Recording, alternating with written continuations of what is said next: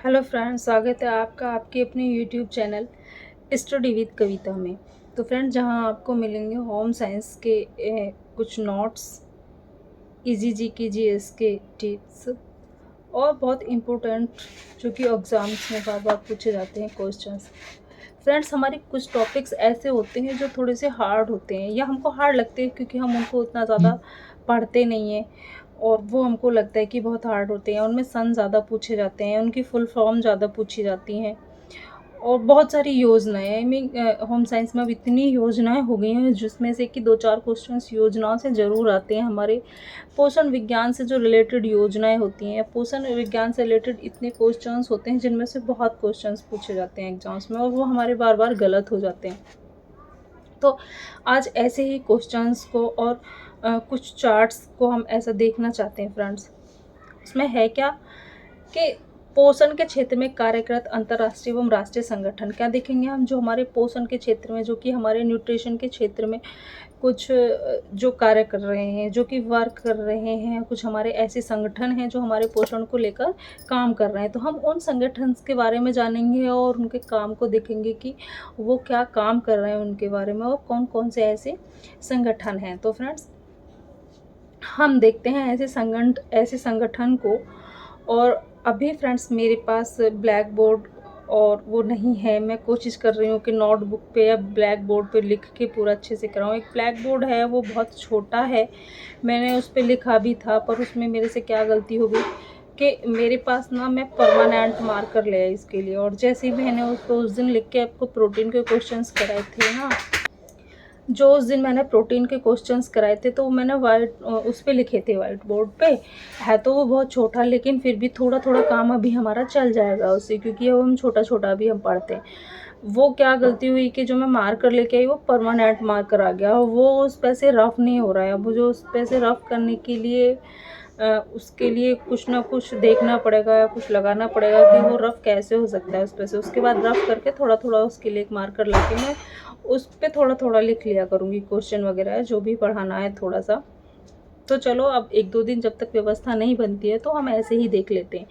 तो हमारा सबसे पहले हम जानते हैं कि हमें इनके जो हमारा कार्य है या क्षेत्र है वो क्या है। तो फ्रेंड्स, अब ये बात आपको पता है कि संसार में या फिर भारत में लोग बहुत ही कुपोषण के शिकार हैं। लोग गरीबी के कारण या कैसे ही भी कुपोषण से बहुत परेशान रहते हैं। जो विकासशील देश हैं, एक्चुअली विकासशील देशों में लोग कुपोषण का शिकार बहुत ज़्यादा होते हैं, क्योंकि उनको बहुत ज़्यादा जो खाने पीने की व्यवस्था है। कुछ लोग तो, जो गरीब लोग होते हैं, उनको अच्छे से खाना भी नहीं मिल पाता, और कुछ को मिल पाता है तो सिर्फ वो अनाज का ही यूज़ करते हैं। दाल है या फिर जैसे कि पनीर है, दूध से बने सामान हैं, मांस मछली हैं, वो तो उनको बिल्कुल भी नहीं मिलता, जिससे कि उनको न्यूट्रिएंट्स की कमी हो जाती है, उनकी बॉडी में पोषण की कमी हो जाती है। विटामिन ए है, बी डी सी जो भी हैं हमारे, वो उनके अंदर उनकी कमी हो जाती है और इन डेफिशिएंसी के कारण वो बीमार हो जाते हैं, कुपोषण का शिकार हो जाते हैं।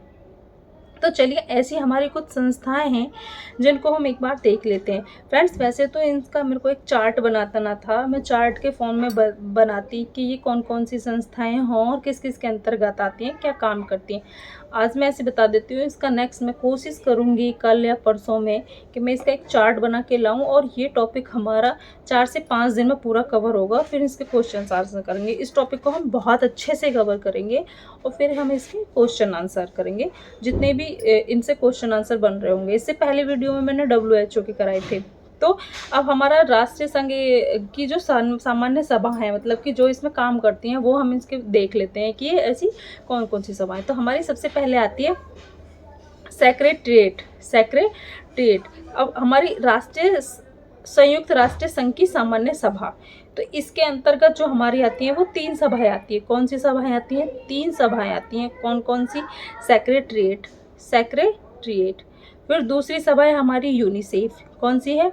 यूनिसेफ के बाद है हमारी इकोनॉमिक एंड सोशल काउंसिल, आर्थिक एवं सामाजिक विचार सभा। क्या है? आर्थिक एवं सामाजिक विचार सभा, ये हमारी आती है। तो जो हमने सबसे पहले पढ़ी थी हमारी सेक्रेटेरिएट, तो हमारी सेक्रेटेरिएट के अंदर कौन सी आती है? हमारी सेक्रेटेरिएट के अंदर एक सभा आती है यूएनओ हमारी सेक्रेटरीट का है, यूएनओ मतलब संयुक्त राष्ट्र तकनीक, सेक्रेटरीट के जो अंतर्गत आती है, जो उसके अंतर्गत काम करती है वो एक और है संयुक्त राष्ट्रीय तकनीकी सहयोग परिषद, यूएन, सहयोग राष्ट्रीय तकनीकी सहयोग परिषद, यूएन। टेक्निकल असिस्टेंट बोर्ड क्या है, टेक्निकल असिस्टेंट बोर्ड। अब मैं आपको सबसे पहले ये बता देती हूँ कि सेक्रेटरीट क्या है। हमको सबसे पहले यही नहीं पता है कि सेक्रेटरीट क्या है। तो ये एक यूएनओ जो है हमारी, यूएनओ प्रशासनिक अंग है। ये यूएनओ का प्रशासनिक मतलब कि एक यूएनओ का पार्ट है। यूएनओ यानी इसका कार्य कर, जो इसको कार्य कराती है, जो इसका कार्य करता है वो कौन है, यूएनओ। कौन है, यूएनओ। तो ये एक यूएनओ का पार्ट है सेक्रेटरीट, यूएनओ के अंदर काम करती है और जिसके की और यूएनओ इन सारे कार्यक्रम को योजना एवं संचालित है। यहाँ से मतलब ये यूएनओ क्या कराती है कि यूएनओ ही है इनको जो कार्य कराती है, इनको संचालित करती है, एक चलाने वाली संस्था है। मतलब जो इनको मान सकते हैं एक हेड ऑफिस जो है या इनका एक ऑफिस है वो क्या है, यूएनओ ही इनको क्या करता है, कमांड करता है। जैसे अब बहुत इजी उसमें बताती हूँ मैं। अब आपकी फैमिली है तो आपकी फैमिली में भी कोई ना कोई एक मेंबर ऐसा होगा जिसकी सबसे ज़्यादा चलती होगी, मतलब जो कि पूरे घर को कमांड करता होगा। वो आप भी हो सकती हैं, वो कोई आपके हस्बैंड भी हो सकते हैं, आपके अगर आप शादीशुदा हैं या फिर आप अनमैरिड हैं, आपके पापा हो सकते हैं, मम्मी हो सकती हैं, ससुर हो सकते हैं, सास हो सकती है। तो घर में कोई एक ऐसा पर्सन होता है जिसके हाथ में पूरी कमांड रहती है, पूरी बागडोर रहती है, पूरे घर को चलाने या संचालन करने वाला माना जाता है उस व्यक्ति को। प्रधान कोई भी एक मान लो कि उसका प्रधान है वहाँ पे, तो सब उसी के अकॉर्डिंग सारे काम होंगे। तो ये हमारा क्या हो गया, यूएनओ। मतलब कि यहाँ पे हमारा यूएनओ करा रहा है, समझो जितने भी काम होने हैं वो यूएनओ के अंतर्गत ही होने हैं। यूएनओ के हमारे अंतर्गत दूसरा हमारी सेक्रेटरीट के अंतर्गत थी संयुक्त राष्ट्रीय तकनीकी सहयोग परिषद। कौन थी, संयुक्त राष्ट्रीय तकनीकी सहयोग परिषद, यूएन यानी कि टेक्निकल असिस्टेंट बोर्ड। जितने भी हमारे टेक्निकल वर्क होते हैं, टेक्निकल से जुड़े काम होते हैं, हमारी मशीनरी या वैसे जितने भी टेक्निकल हैं वो कौन कराती है, ये संयुक्त राष्ट्रीय संघ तकनीक सहयोग परिषद के अंतर्गत आते हैं। और ये हमारी सेक्रेटरीट के अंदर आती है। हमारी सेक्रेटरीट किसके अंदर आती है, यूएनओ के अंदर। यूएनओ के अंतर्गत सेक्रेटरीट के अंदर कौन वर्क करता है, संयुक्त राष्ट्रीय तकनीकी सहयोग परिषद यानी कि यूएन टेक्निकल असिस्टेंट बोर्ड काम करती है। और इसके भी अंदर हमारा काम करता है FAO। कौन काम करता है, FAO यानी कि food and agriculture organization, food and agriculture organization, FO। इनकी फुल फॉर्म बहुत ज़्यादा पूछी जाती है फ्रेंड्स। इनकी फुल फॉर्म को बार बार देखना। मैं एक फुल फॉर्म पे वीडियो बना दूंगी जिसमें टोटल ज़्यादा से ज़्यादा मैं कोशिश करूंगी कि जितनी फुल फॉर्म पूरा कवर कर सकूं। एक में नहीं आएंगी, मैं 2 वीडियो बना दूंगी। मैं इसका शॉर्ट्स में डाल दूंगी, फ़ोटो डाल दूंगी जिससे कि आप इनको बार बार पढ़ सको। तो हमारी फुल फॉर्म बहुत पूछी जाती हैं, या फिर अगर वो क्वेश्चंस भी पूछेंगे तो वो आपको ये लिख के नहीं देंगे कि जो हमारा आहार एवं कृषि संगठन है या food and organization food agriculture organization का क्या कार्य है, वो लिख के दे देंगे। FAO का क्या कार्य है, किसका, FAO का क्या कार्य है, वो इस टाइप से हमारे क्वेश्चंस को लिख के दे देते हैं। तो इसलिए फुल फॉर्म्स को जरूर याद करके जाना। तो हमारा FO इसके अंतर्गत काम करती है हमारी FAO, जिसकी फुल फॉर्म है food and agriculture organization. Hindi में आहार एवं कृषि संगठन क्या है, आहार एवं कृषि संगठन, आहार एवं कृषि संगठन। तो इससे अब हमारी इसके अंतर्गत 3 सेक्रेटरीट के अंतर्गत हमारी यूएनओ टेक्निकल हमारी कौन काम कर रही थी सेक्रेटरीट के अंतर्गत, जो हमारी UN technical board, assistant technical board, और assistant UN assistant technical board के अंतर्गत हमारी कौन सी और एक और संस्था काम कर रही है, यूएनओ यूएनएनी FAO। कौन सी है, FAO। तो ये हमारी 3 हो गई। यूएनओ के अंतर्गत सेक्रेटरीट के अंतर्गत UN technical assistant technical assistant assistant board, और हमारी फिर है FAO यानी कि आहार एवं कृषि संगठन। ये क्या है? आहार एवं कृषि संगठन, है ना। तो ये हमारी 3 हो गई। किसके अंतर्गत? सेक्रेटरीट के अंतर्गत हमारे 2 काम कर रहे हैं। फिर आता है हमारा यूनिसेफ। यूनिसेफ किसके लिए काम करता है हमारा? यूनिसेफ किसके लिए काम करता है हमारा? तो यूनिसेफ हमारा काम करता है संगठन, मतलब बच्चों और माताओं के लिए, उनके पोषण के लिए, उनके स्वास्थ्य के लिए, उनसे स्वास्थ्य संबंधित और पोषण से संबंधित जितनी भी समस्याएं होती हैं, जो भी समस्याएं होती हैं, यूनिसेफ उन समस्याओं को देखता है। और ये सब, अब हमारा यूनिसेफ की हम फुल फॉर्म देख लेते हैं कि यूनिसेफ की फुल फॉर्म क्या है, जो कि पूछी जा सकती है। UNICEF, UNICEF. तो United Nation International Children's Emergency Fund, United Nation International Children's Emergency Fund. तो इन सबको मैं लिख दूंगी। ये इसकी फुल फॉर्म है यूनेस्को की। ये तो मैंने तुम्हें बता ही दिया है कि ये बच्चों से और उनकी माताओं से जितनी भी पोषण संबंधी जुड़ी समस्याएं होती हैं, ये उनके लिए विशेष कार्य करता है हमारा यूनिसेफ। ये दूध, विटामिन, प्राथमिक शिक्षा और टीकाकरण, इन सब में मदद करता है यूनिसेफ। यूनिसेफ के अंतर्गत हमारा काम करता है पोषण से संबंधित विशेष संस्थाएं। ये यूनिसेफ के अंतर्गत तो आती है, जितनी हमारी पोषण से संबंधित जितनी भी विशेष संस्थाएं हैं वो सब यूनिसेफ के अंतर्गत आएंगी, ये हमने बता ही दिया। और WHO भी हमारा किसके अंतर्गत काम करता है? जो हमारी यूनिसेफ की जो संस्थाएं हैं उन्हीं में से एक WHO भी हमारी यूनिसेफ की संस्थाओं के ही अंतर्गत काम करता है। किसके? क्योंकि इंटरनेशनल है और WHO उसी के अंतर्गत हमारा काम करता है। WHO भी स्वास्थ्य से रिलेटेड और पोषण से रिलेटेड समस्याओं को ही देखता है, उसी के ऊपर वो कार्य करता है। फिर हमारा थर्ड आता है, क्योंकि हमने इसका एक चार्ट बनाया था, थर्ड आता है हमारा आर्थिक व सामाजिक विचार सभा, इकोनॉमिक एंड सोशल काउंसिल, आर्थिक व सामाजिक विचार सभा। उसके बाद फिर इसके अंदर हमारा काम करता है यूनेस्को। कौन का काम करता है? यूनेस्को। यूनिसेफ अलग है, यूनेस्को अलग है। यूनिसेफ अलग है और यूनेस्को अलग है।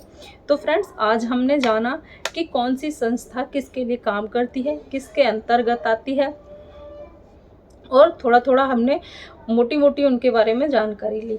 अब आगे फ्रेंड्स, आगे जो हम देखेंगे, अब आगे हम पढ़ेंगे इसी से रिलेटेड, मतलब इसको थोड़ा सा हम विस्तार में इनके पॉइंट्स को लिख के, मैं बोर्ड पे नहीं लिखा जाएगा तो कोई बात नहीं है, मैं अपनी एक नोटबुक पे लिख लूँगी, पूरा चार्ट बना लूँगी और पूरा इनके बारे में अच्छे से लिख लूँगी, ताकि आप इस वीडियो को देख के अपने खुद के भी नोट्स बना सकें। और फिर उसके बाद हम 2 या 3 दिन में ये टॉपिक ख़त्म हो जाएगा हमारा, कि कौन कौन सी संस्थाएं होती हैं, बच्चों के लिए कौन सी संस्था क्या काम करती है, माताओं के लिए कौन सी संस्था क्या काम करती है, वृद्धों के लिए हमारी क्या काम करती है कौन सी संस्थाएं। तो जितनी भी हमारी योजना है, संस्थाएं फ्रेंड्स, जितना भी टाइम लगे, 4-5 दिन में बहुत अच्छे से हम इस टॉपिक को पूरा कवर कर लेंगे, और फिर इससे सारे क्वेश्चन आंसर कर लेंगे, पूरे PYQ कर लेंगे, जो भी PYQ हमारे एग्जाम्स में आए हैं। और उसके बाद मेरा जो LT में एग्ज़ाम हुआ था, वो मेरे पास पेपर है, मैं उस LT के पेपर को पूरा करा दूंगी थोड़ा थोड़ा करके। तो ऐसे ही धीरे धीरे हम इन सबको कवर कर लेंगे। ये बहुत ही मोस्ट इम्पोर्टेंट टॉपिक है, जिससे कि क्वेश्चंस पूछे जाने हमारे। तो कुछ ऐसे टॉपिक्स हैं जिनसे हमारे क्वेश्चंस बार बार पूछे जाते हैं और हम बहुत ज़्यादा गलती करते हैं। पहले हम उन टॉपिक्स के ऊपर पढ़ेंगे, वीडियो बनाएंगे, उसके बाद हम आगे चलेंगे, फिर हम जो हमारा बचेगा सब हम उसको देख लेंगे। और फ्रेंड्स, जो भी आप मेरे इस वीडियो को देखते हैं, प्लीज़ आप मेरे को कमेंट बॉक्स में बताया करो कि आपको क्या चाहिए, आपको कौन सा टॉपिक चाहिए या किस फॉर्म में चाहिए। मैं नोटबुक पे उसको लिख के करा दिया करूँगी, या जैसे भी आपको चाहिए, नोटबुक पे या ब्लैक बोर्ड पे भी मैं कोशिश करूँगी कि मैं नोटबुक पे लिख के पूरा आपको अच्छे से कराऊँ और समझाऊँ। तो इसको मैं करा दूंगी कवर, और फिर हमारा एग्जाम्स में, ताकि एक भी क्वेश्चन इससे गलत ना हो और इससे छूट ना पाए। तो फ्रेंड्स, आज की वीडियो को हम यहीं ख़त्म करते हैं। प्लीज़ लाइक करना, शेयर करना, सब्सक्राइब करना और कमेंट बॉक्स में ज़रूर बताना कि आपको क्या पढ़ना है या कैसे वीडियो डालूँ मैं 11th क्लास का कराऊँ, आपको यूथ से पहले पढ़ना है, क्वेश्चंस करने हैं, प्रैक्टिस सेट करने हैं। देखो मेरे पास प्रैक्टिस सेट की बहुत सारी बुक हैं, PYQ के बहुत पेपर है मेरे, पूरे पास पेपर है मेरे पास। देखिए मेरे पास ये उस दिन मैंने आपको एक प्रैक्टिस सेट दिखाया था, मैं शॉर्ट्स बना दूँगी। एक मेरे पास PGT का ये प्रैक्टिस सेट है और एक मेरे पास देखिए ये PGT का है, ये LT का मेरे पास प्रैक्टिस सेट है, जिसमें से मैं आपको सॉरी उल्टा लग रहा है, जिसमें से मैं आपको क्वेश्चंस करा दूंगी। ये हमारे LT के और उसके PGT के प्रैक्टिस सेट हैं। फ्रेंड्स इनमें अच्छी बात क्या है कि इस प्रैक्टिस सेट जो है ना, ये इनमें आंसर्स पीछे दिए हुए हैं। यूथ में क्या है कि यूथ में आंसर्स को नीचे ही साथ के साथ दे रखा है, डिस्क्राइब कर रखा है, जिसमें से भी इसमें से इनमें से अगर हम क्वेश्चन आंसर करते हैं या प्रैक्टिस करते हैं तो हमको पता चलता है कि हमारे कितने क्वेश्चंस हमने गलत किए हैं और कितने हमने सही किए हैं एग्ज़ाम्स के पॉइंट ऑफ व्यू से। तो ओके फ्रेंड्स, थैंक यू, आज यहीं तक।